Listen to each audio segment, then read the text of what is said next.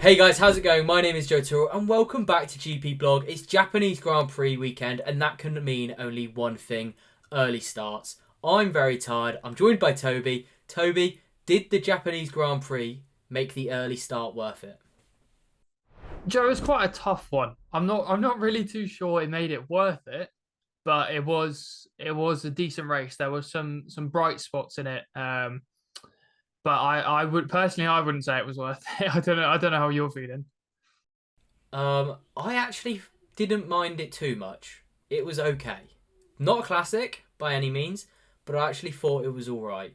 I thought we had a few really good battles, a few inter-team battles, Norris, Piastri, Russell, Mercedes, and Hamilton. So I think from that point of view, it was really good. We just didn't have the battle for the win, which we sort of had last weekend in Singapore. And so Max Verstappen drove off, won by 20 seconds, and it probably could have been a lot more. I wouldn't have been surprised at all if he was holding back. And therefore, I think it was probably, across the entire weekend, I'd say it was the most dominant performance of the entire season from start to finish. I don't know what you think. Yeah, Verstappen really put Singapore behind him quite quickly and stormed out on Friday. Continued it yesterday with an absolutely mega final qualifying lap in Q3 to claim pole, and then just continued today. It looked like Piastri and Norris might have him off the line, but as soon as he got past them, there was no real comeback or fight from the McLaren. So Well, yeah. yeah, overall a very dominant performance from Verstappen. I was going to say Red Bull. Perez let them down a little bit, but they still were able to claim the constructors' title. I actually think Piastri going for Verstappen at the start almost ruined his race because he almost had Verstappen, but he didn't get Verstappen, and therefore that meant Norris could overtake him.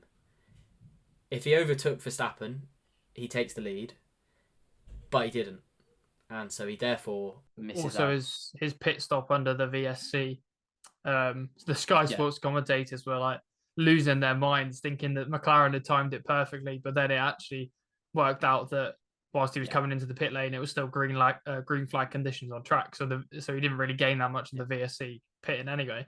So yeah. overall, yeah, probably going for the Um, lead didn't help, but he said himself after the race that he was very trigger happy and got really excited when he was alongside Verstappen. And who could blame him when you're one corner away from leading a Grand Prix? yeah. Well, if you're an F1 driver or a race driver and you don't go for a gap, are you a race driver? I think is that the saying? I Yeah, it can't was. I think remember. It's that been a long weekend. Senna said that, I believe. Something, yeah, something along with those lines. So, like, fair play. He went for the gap and paid. He got his first podium though, so he can't be that We're, unhappy. Like, we're saying it like he's dropped out of the points or something. He got a podium finish, so he's definitely going to be happy with yeah, his weekend. yeah, absolutely. He'll be very happy. McLaren must be buzzing.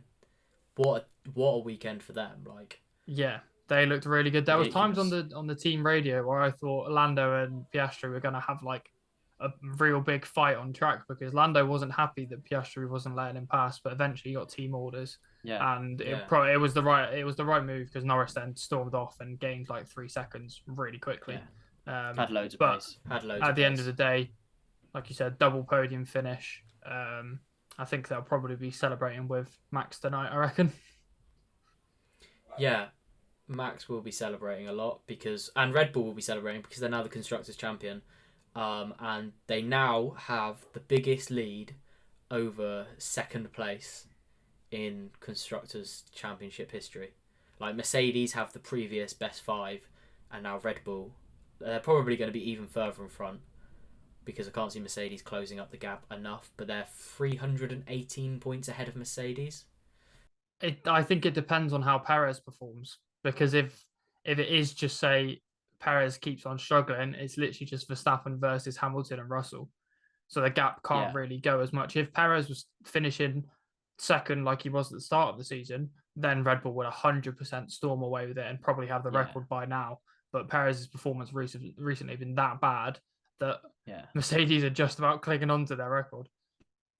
But then again, if Max goes and wins every race, which you wouldn't be surprised at all, that's 25 points at least.